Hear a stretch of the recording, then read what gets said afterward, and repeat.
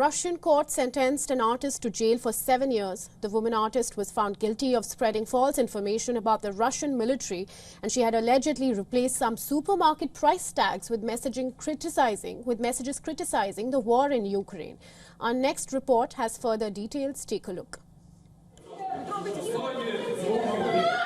A Russian artist who replaced supermarket price tags with anti-war messages was jailed for 7 years on Thursday.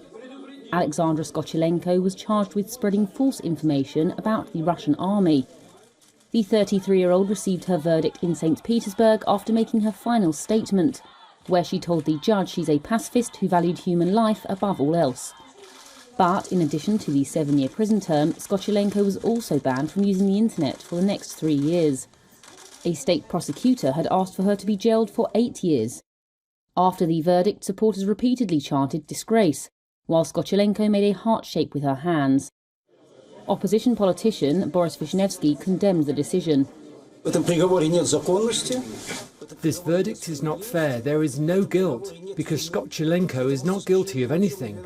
I will not even speak about humanity here, or about equality before the law here, because sometimes people receive less years in jail for murder than for 5 price tags in a shop.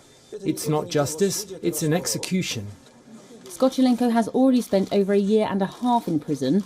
She had admitted to replacing supermarket price tags in March 2022 with pieces of paper urging an end to Moscow's war in Ukraine and criticising the authorities.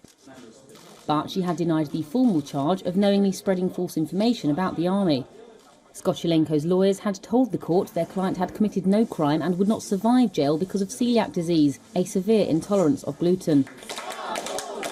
Critics say the case is part of a crackdown on anyone who speaks out against Russia's special military operation in Ukraine.